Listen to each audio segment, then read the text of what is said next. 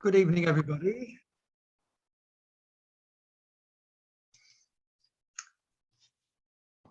Sorry, I just had an unwelcome message come up on my screen. Good evening, everybody. I'm John Sharp. I'm the chairman of the Friends of Wanstead Parklands. Welcome to the first of a series of talks on Wanstead Park's history, being given by Richard Arnopp and hosted by the Friends of Wanstead Parklands. A couple of things on Zoom protocol, if you haven't already picked it up. Please mute yourself, and where possible, please turn off your video to reduce the bandwidth. We're trying to prevent collapse of the whole proceedings, and that will be helpful. If you have any questions as Richard goes through his talk, please use the chat function, and Richard will aim to answer your questions at the end of his talk. A couple of things about Richard. As well as being an excellent historian of Wanstead Park, Richard's made major contributions to the work of the Friends of Wanstead Park over quite a few years now. So it's not only his detailed cataloguing of Wanstead Park history, but it's what he gives to the relationship that we have with the City of London, and more recently, all the work that he's done hosting the Facebook and Twitter sites. So we thank him very much for that. A warm welcome to all of the members who are joining us this evening, and for anybody who is not yet a member of the Friends of Wanstead Parkland, please do consider joining us or making a donation. You can find out details on our membership page on the Friends of Parkland's website. I will now hand over to Richard and stop sharing my screen, and I hope you enjoy his talk. Thank you. All right, welcome everybody. I will just start my slideshow.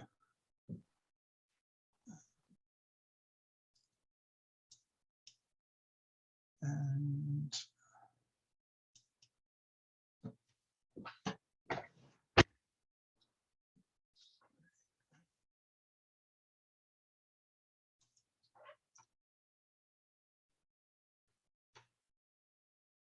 sorry, we'll get there in a moment.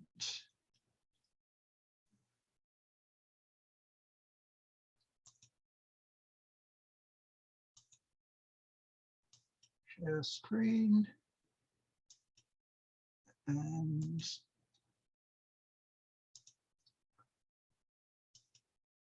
there we go. All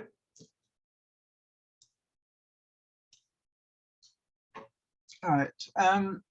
As John said, I'm Richard Arnopp. I'm a member of the committee of the Friends of Wanstead Parklands. I mooted the idea last year of a series of talks on Wanstead Park's history. Seemed a good way of promoting the park at a time when our activities as a group were severely curtailed by COVID restrictions. Also, I thought it would be a good way of getting some value out of our Zoom license, which we weren't using very much apart from our internal meetings. We're able to hold events with up to 100 people, so why not hold some? I eventually took the plunge, and the response has surprised everybody, including me. I gave the first 3 sessions a soft launch on social media, and this one, the first, was booked up within a few hours. That was a bit embarrassing, as we hadn't yet had a chance to notify our own members. So on this occasion, we've organised a repeat session, mainly for them, which will be held on the 2nd of February. That'll have to be a one-off, as multiple iterations of the talks with Saturday matinees aren't practical. All the talks will, though, be uploaded on a dedicated YouTube channel, so anyone who can't make it to the live sessions will be able to view those at their convenience. All they'll miss out by watching recordings is the opportunity to take part in the discussion. But even then, viewers would be welcome to email me with any questions I've left unanswered during the talk. So, why me, and how do I propose to tackle this? I should make it clear from the outset that I'm not an accredited historian. Though I've always been interested in history and archaeology, my professional background was in the civil service. I'd known Wanstead Park from childhood, but when I became involved in the campaign by the Wanstead Park Community Project, as it then was, in 2007, my knowledge of it was fairly limited. However, the community project was heavily focused on the park's history and its significance as a design landscape. So I plunged into that as though I was learning a brief, pretty much as I once learned about the business sectors I was called upon to investigate in the course of my work. So after reading my way into the subject, I began to write and undertake original research of my own. I've had the good fortune over the years of coming into contact with many knowledgeable people. Could someone turn off their mic, please? I've had the good fortune over the years of coming into contact with many knowledgeable people, local historians, researchers, Epping Forest officers, landscape historians, consultants and others who've been generous to me with their time and expertise. Through them, I've achieved a degree of expertise by osmosis, as it were, and I will try to give due credit to them individually as we go. As a researcher, I've tried not to spend too much time reinventing the wheel. A lot of important and reliable work has been and is being done by very capable people, and I'll be talking about that as we go. However, it became apparent to me quite early on that there were some large gaps in our understanding of Wanstead Park's history and development. The late Donald Rumsfeld famously said, "There are known knowns, there are things we know we know. We also know there are known unknowns. That is to say, we know there are some things we do not know, but there are also unknown unknowns, the ones we don't know we don't know." Wanstead Park has its share of known unknowns and unknown unknowns. However, more insidiously, it has a fair number of things we assumed we knew because they were endlessly repeated, but which closer examination has shown to have been based on Chinese whispers, misunderstandings, or even outright fabrications.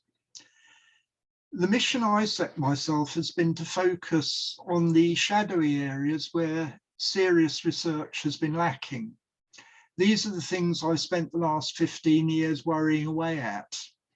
I'll run through a selection of the work that I personally have done.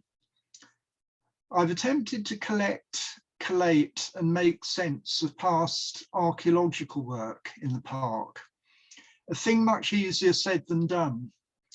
I've also flagged up the potential for new projects using LiDAR and historical aerial photography, which, when eventually implemented using funding from Historic England, have yielded very useful results, about which I will talk in due course. I've created a very large database of historic images, postcards, original photographs, artworks and objects which illustrate the past appearance of Wanstead Park and Wanstead Flats, their use and their changing policies concerning their maintenance. That is a link, that is my online database, which you're welcome to look at. It's not complete. There's a large update waiting to be done, which will be done eventually. Building on the work of the late Alan Cornish, who some of you may have known, I've studied the history of the water supply to Wanstead Park, the evolution of the lakes, and possible causes of the problems they've experienced from 1900 onwards. I've studied the temple, which I identified as a former estate menagerie building, where this bird, among others, was housed, as well as other structures such as the remains of walls, dams, and unrecorded bridges. I've studied the evolution of the landscape, commenting in detail on the important but sometimes misleading evidence of historic plans and images. This has enabled me to demonstrate strong continuities between the three major phases in the development of the gardens of Wanstead House, which was not previously appreciated. I've shown that Humphrey Repton's 1813 plans for Wanstead Park were implemented only very selectively, and Lewis Kennedy's 1818 proposal to recast the American garden northeast of the house was never implemented at all. I've sought to demonstrate the potential of non-British sources, French, Italian, German, and Hungarian, to shed light on the history of Wanstead Park, which was one of the major tourist sites of the 18th and early 19th centuries. This is a description by Count Ferenc Széchenyi of the grotto. He was Hungarian, but this is written in German. I had to get an Austrian friend to help translate it because late 18th, early 19th century German script is completely impenetrable. I've researched the life and activities of John, 2nd Earl Tilney, both in Britain and Italy, and have sought to demonstrate his important contributions to the development of the park. Strangely, nobody before me seems to have ever looked at the occupation of Wanstead House between 1802 and 1810 by members of the exiled French royal family, or the politically significant events which took place during that time.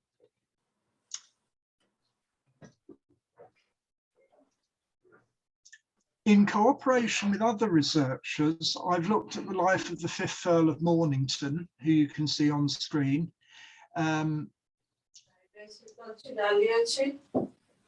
Could you turn off your microphone, please?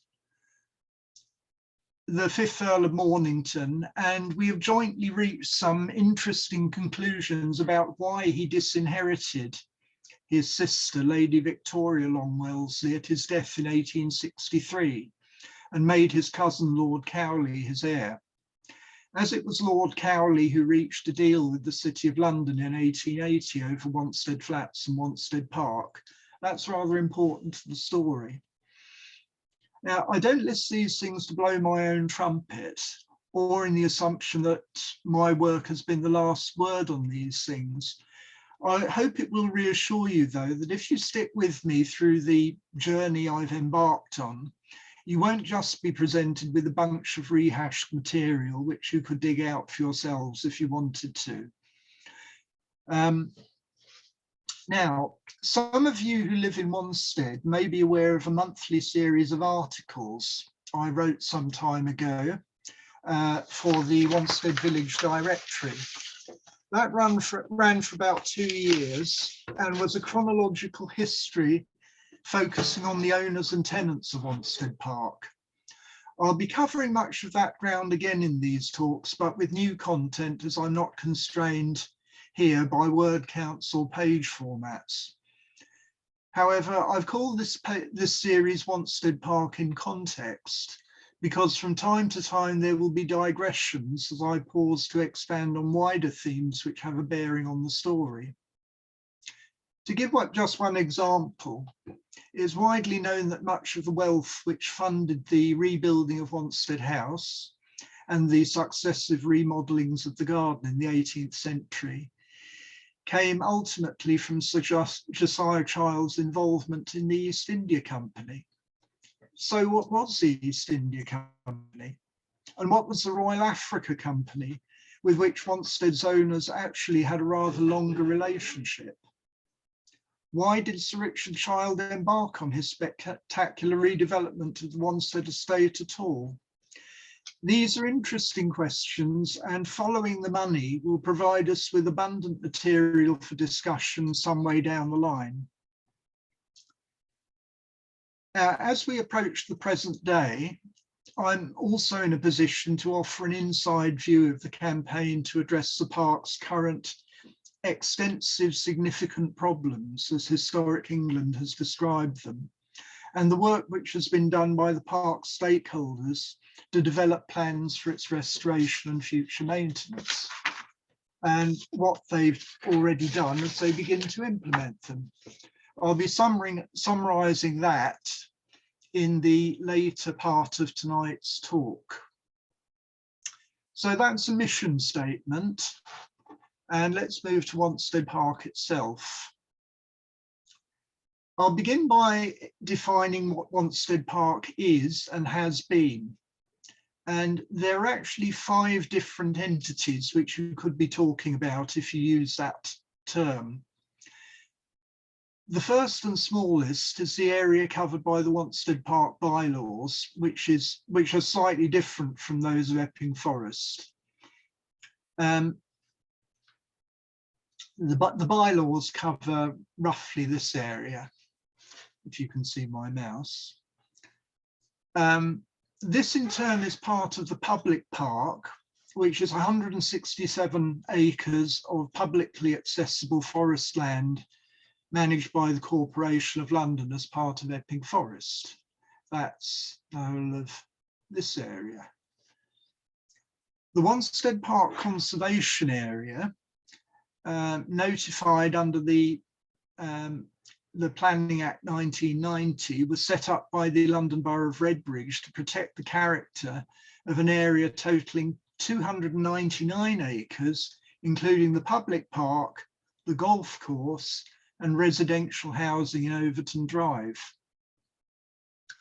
Then there's the area described as a Grade 2 star listed park and garden of special historic interest, registered by English Heritage. That's the area within the red line here. This extends to 399 acres, which includes the public park, golf course, sports ground, bushwood, apart from the Quaker Meeting House, and Wanstead Flats west of Lake House Road.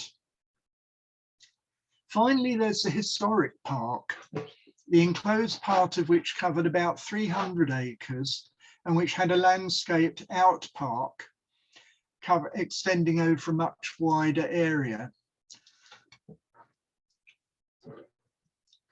About a third of the former park and much of the out park has been lost to development, but fragments of the latter with traces of planting still survive. For example, on the green just north of Wanstead Park near the station, there are a number of ancient sweet chestnut trees, which you may have noticed, and there are more of them, the remains of avenues on Christchurch Green, a little further into the centre of Wanstead village.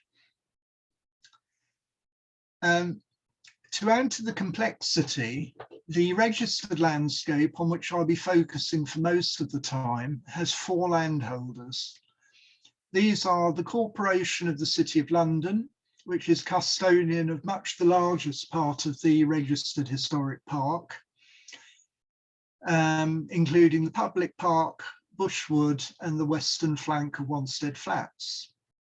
Wanstead Sports Association, which consists of the golf club, cricket club, bowls club and tennis club. Wanstead Parish, which is responsible for St Mary's Church, with the London Borough of Redbridge being responsible for the maintenance of the closed burial ground, and the privately owned Blake Hall Club, which is, again, if you can see my mouse, this area here.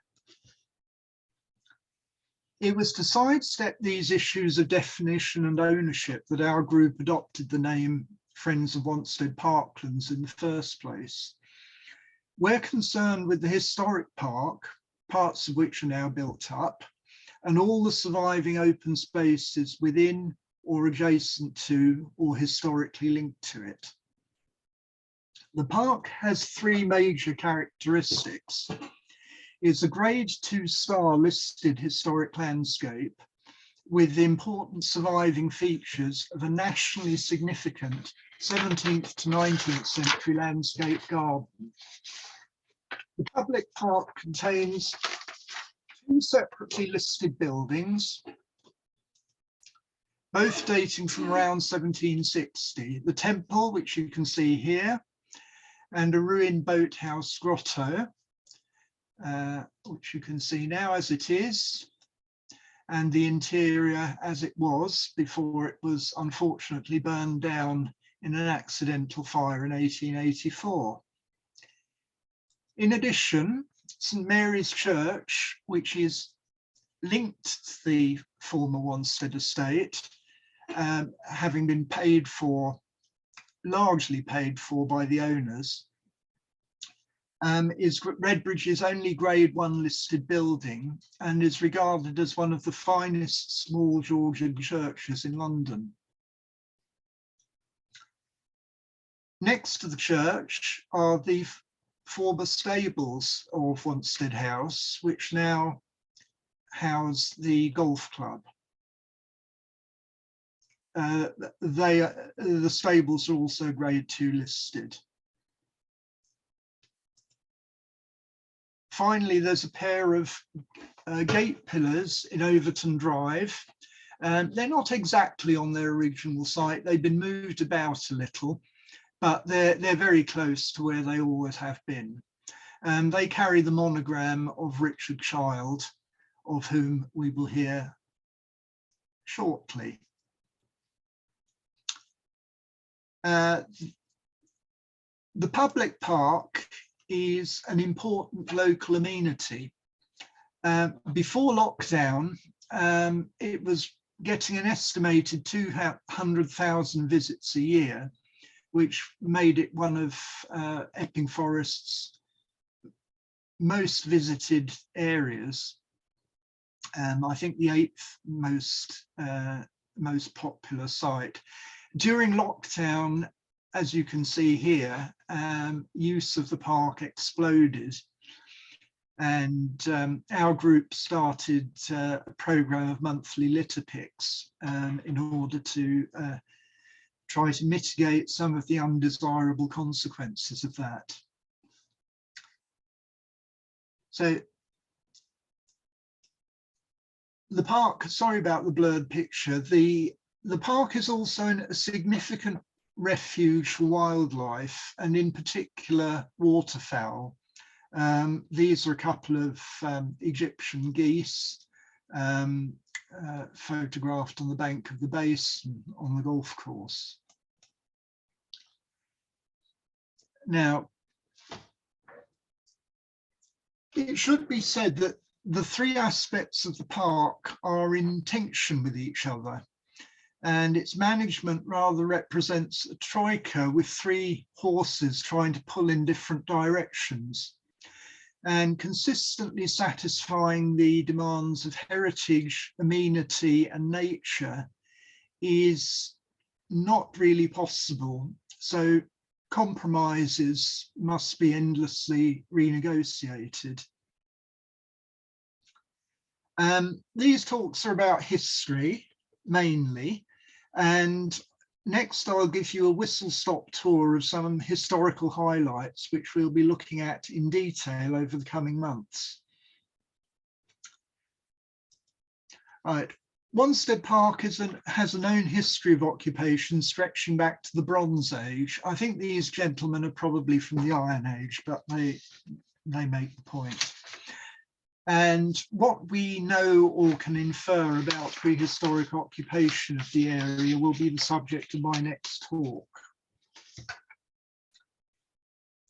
Later, it was the site of a Roman era settlement, probably a villa, which was discovered during landscaping work in 1715 and said to have been destroyed. As you can see, a Roman road also ran through the western part of Wanstead Flats, and the Great Road to Colchester to the south. I've marked it here as crossing the very southern portion of Wanstead Flats and the City of London Cemetery. There is some controversy about its route. It may have been a little to the south, but for various reasons, a good case has been made for it taking that northerly route. Incidentally, it was through the archaeological project begun by Ralph Potter, who is here this evening, that I first became involved in the campaign for Wanstead Park 15 years ago. Right, after centuries of agricultural use, the central part of the manor of Wanstead was enclosed as a park shortly after 1499, when it was purchased by King Henry VII, who is here. There is some suggestion that the previous owner, Lady Hastings, had not been altogether willing to sell, but Henry was not a man to take no for an answer.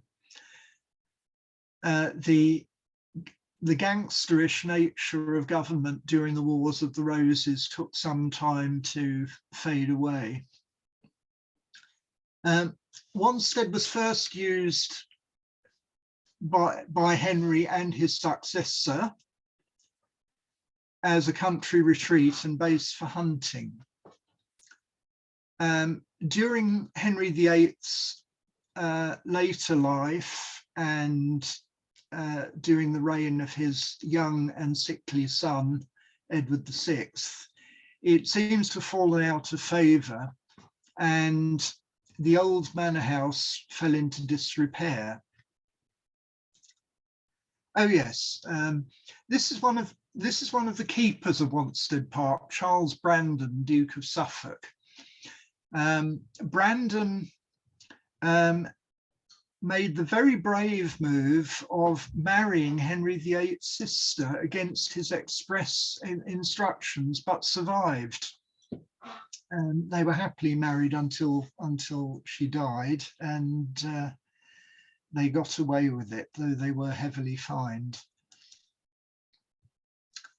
This is Edward VI.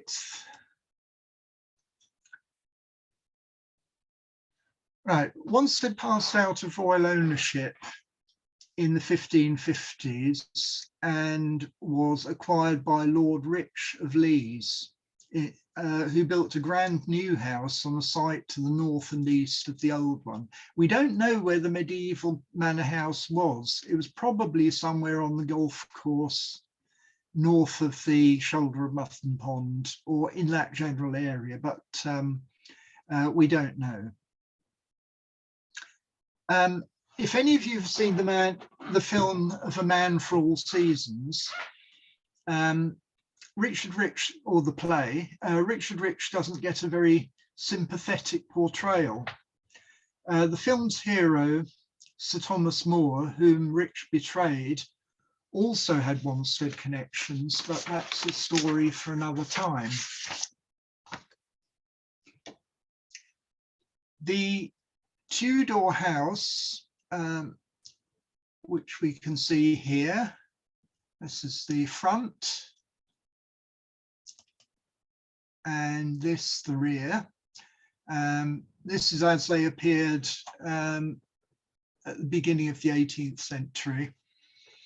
The Tudor period house had a succession of prominent owners, including Robert Dudley, Earl of Leicester, Queen Elizabeth's favourite, the Earl of Essex, Charles Blount, Earl of Devonshire, who defeated the Irish in the devastating 9 Years' War, and this fellow here, James I's favourite, the Duke of Buckingham, seen with his family, who was later assassinated. Sir Henry Mildmay, who succeeded him as owner, was imprisoned for life as a regicide. His son-in-law, Sir Robert Brooke, was mysteriously drowned in the River Rhone after fleeing the country for debt. And the Duke of York, later James II, who owned Wanstead Park for a few months, was destined to be deposed and exiled. It's remarkable how many people associated with Wanstead came to bad ends. Now, we know very little about the park in the Tudor and Stuart period, and this is James II in fancy dress. This picture, I think, is at the Royal Naval College. We know very little about the park in the Tudor and Stuart periods, except that the gardens around the house were relatively small and considered rather unremarkable. That was to change after the Wanstead estate was purchased by the enormously wealthy merchant who you see here, Josiah, later Sir Josiah Child. He created new lakes and plantations of trees outside the gardens, as they then existed, with avenues extending long distances from the house. He was lord of the manors of Wanstead and Woodford and Stone Hall, he was able to extend the landscaping beyond the enclosed area of the park. So Josiah died in 1699, and his son Richard almost bankrupted himself, making a series of further huge changes. In the first place, from about 1706, the gardens were extended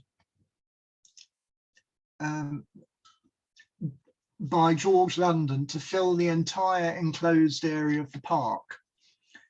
The elaborate Baroque layout, covering more than 300 acres, was one of the 3 largest gardens in the country and quickly became a magnet for visitors. Wanstead Park has always been open, at least partly, to the public. Barely was it finished when fashions began to change and both the house and the gardens underwent a radical makeover. The Tudor house was torn down by 1715 to be replaced by the princely mansion designed by the Scottish architect Colin Campbell, protege of Lord Burlington. The new house took 7 years to complete, and Campbell was to be elbowed aside by William Kent, who replaced him at an early stage, during the later stages of construction. Kent may also have had an influence on the gardens, so conclusive evidence of that is lacking. This is Sir Richard Child, Lord Tilney, Lord Castlemaine, and then Lord Tilney as he became, with his family in the new house. And these are the first phase of the gardens as laid out after 1706. Here looking east toward Ilford. Here looking west toward Leytonstone. And looking north. That's the old St Mary's Church. You can see there in the top left. Now, at the same time the house was being rebuilt, the gardens were again redesigned. Sorry, this is the great conservatory, which doubled as a bathhouse. You can see the bathtubs in this little room, which was behind behind the house. This is a picture from my own collection of the new Wanstead house, cross section of the main hall. This is William Kent, who I mentioned a few moments ago. And this is a piece of furniture designed by William Kent for Wanstead House. This is for an exhibition about William Kent that was held a few years ago at the Victoria and Albert Museum. Right.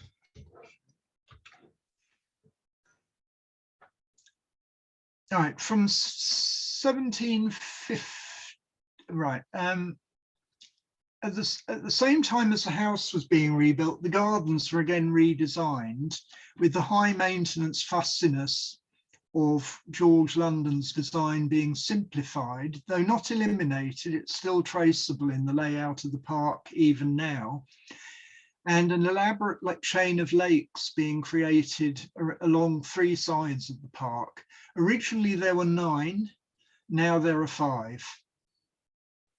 The water supply to the park has always been very problematic.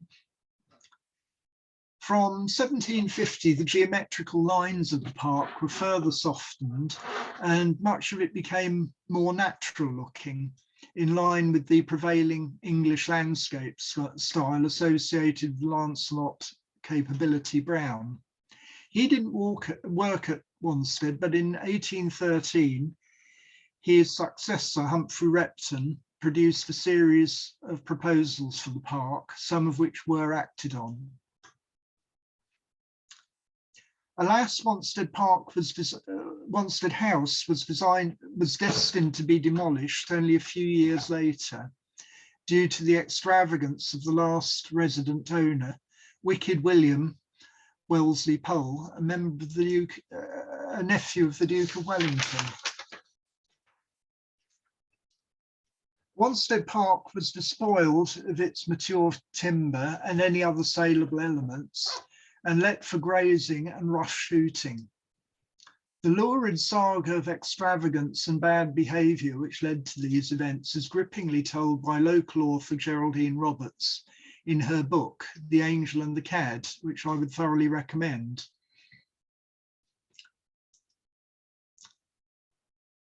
Sorry, I've got a bit behind with my slides.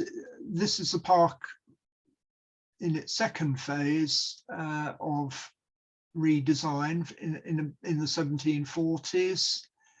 This is a little banqueting house called Lake House, which survived until 1909 and was located where the Lake House estate now is. This is one of the drawings by Humphrey Repton about his proposed re-landscaping of the park. He was much more optimistic than was warranted about the water supply. And instead of the giant new lake crossed by a bridge, which he envisaged,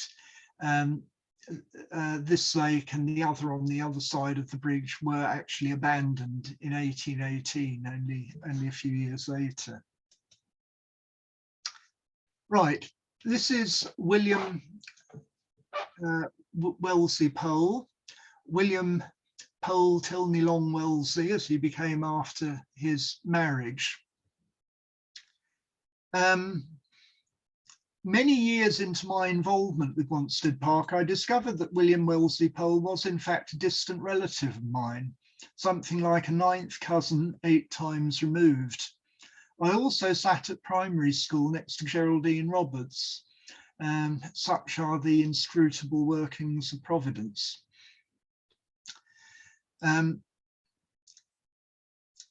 This is the auction catalogue. There was a great auction held in 1822 of the contents of Wanstead House by the celebrity auctioneer, Mr. Robbins. Right, we don't want to come to him yet.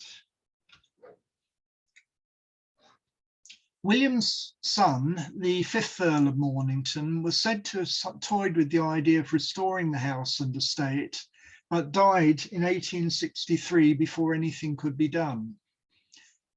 Despite his father's depredations, much of the family's wealth was preserved. They were certainly not poor.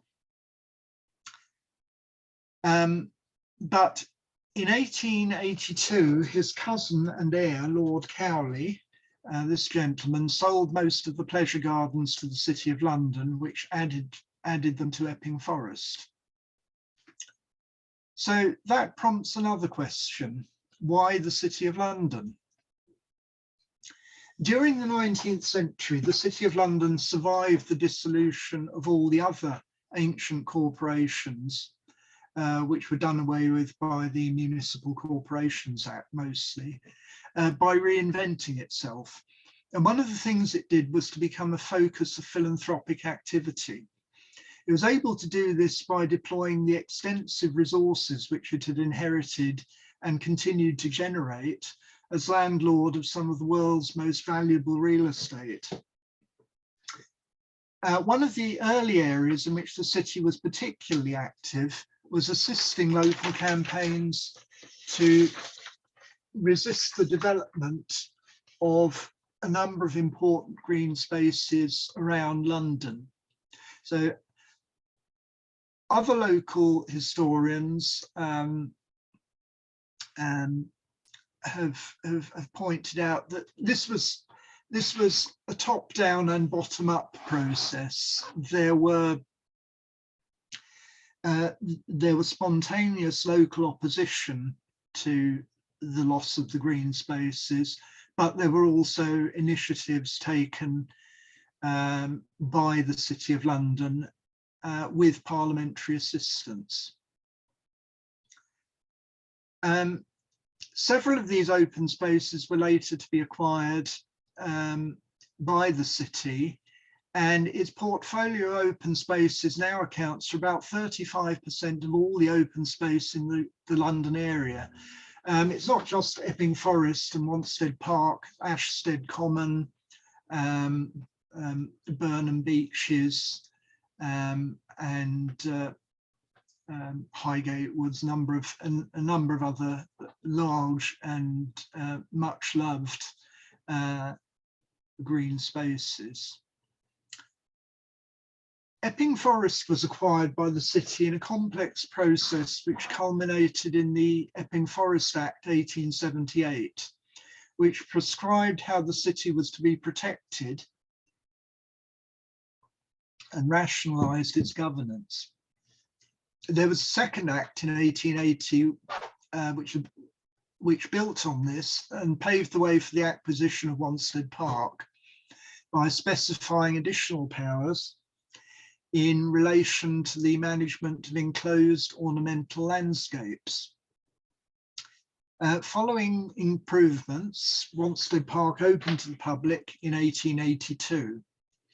The remaining portion of the pleasure gardens round the site of Wanstead House was eventually leased to and then purchased by Wanstead Golf Club. And some outlying areas of the park to the north and the south were developed for housing after about 1900. For several decades, Wanstead Park was improved and managed fairly intensively. This is Epping Forest with Wanstead Park down here.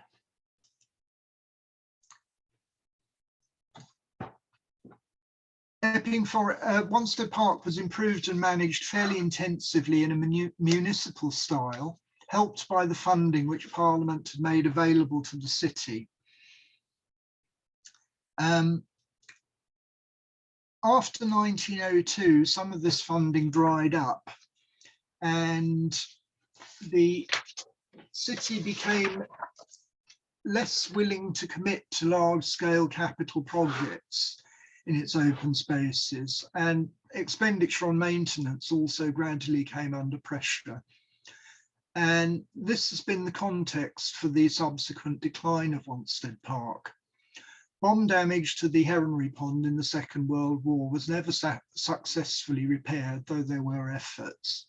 The refreshment chalet was not replaced when it burned down, and the later adoption of a one forest policy saw the scaling down of preferential treatment for the Wanstead Park landscape, even though that was specifically provided for under the 1880 Act.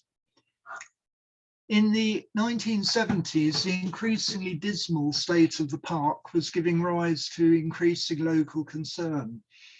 The late Alan Cornish, who was a businessman and local politician, was co-author of a paper about the state of the Heronry Pond, which galvanised discussion of that problem and continued to be regarded as a key resource for many years. Alan also founded the Friends of Wanstead Parklands in 1981 to campaign more generally for the park's restoration. In 1987, Wanstead Park was listed as a Grade 2 star landscape, and this generated a brief but important flurry of activity by Epping Forest, notably the commissioning of the Du Bois report, a brilliant piece of work by John Phibbs, who went on to become a major figure in the field of landscape history. The original incarnation of the Friends became dormant after about a decade of activity, but a new campaign was founded by the late Stuart Munro in 2005. The Wanstead Parklands Community Project began as an ad hoc committee of about a dozen people, mostly local and of recognised standing in various fields, all with particular skills. The community project generated a good deal of publicity and successfully completed an HLF-funded project of its own, focusing on education and raising public awareness of the park's significance. In 2009, it was instrumental in securing the park's addition to Historic England's at-risk register. As well as highlighting Wanstead Park's poor condition, the community project regarded this as a prerequisite for securing lottery funding to help secure its restoration.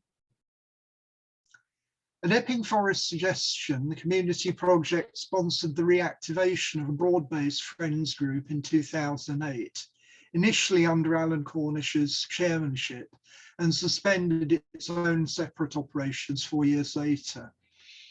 Since 2010, the Friends have cooperated with the City of London in formulating long-term plans for Wanstead Park's regeneration and restoration. The Friends now have several hundred subscribing members and thousands of followers on social media.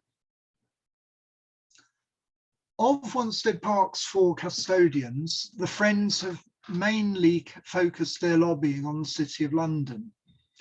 Amicable relations have been established with the others, but the areas in their care don't present the same issues of concern.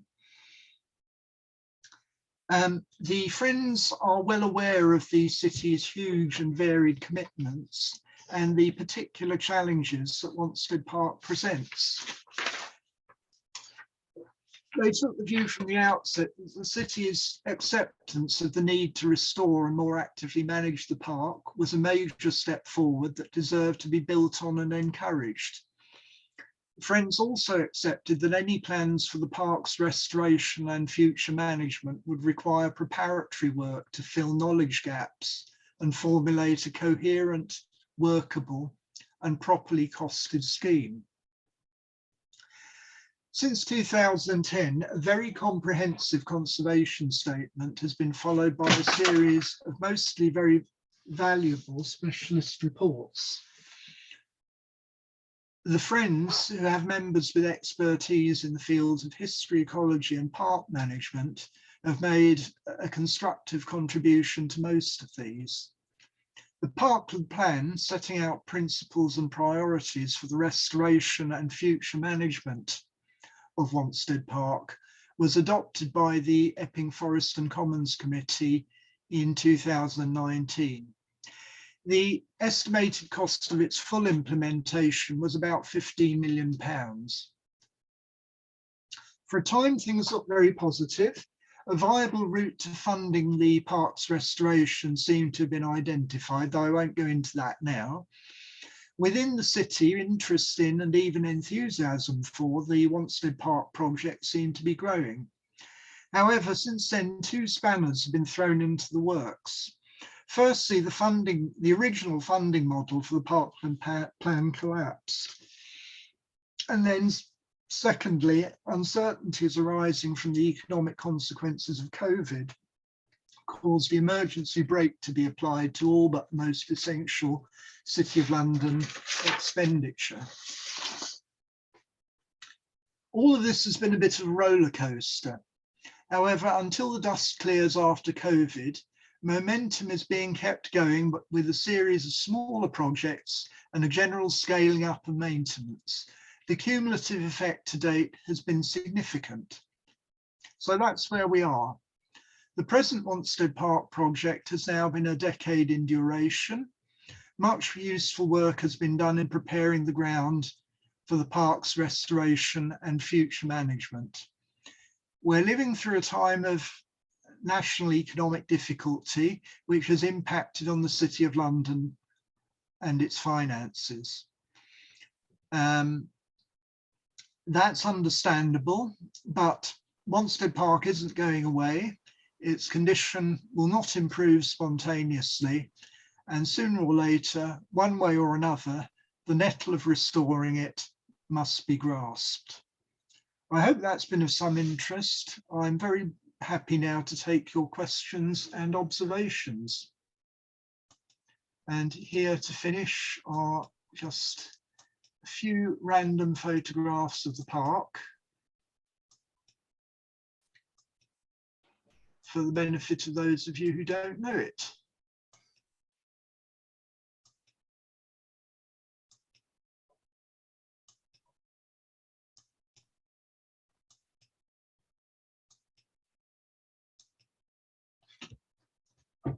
And that's it.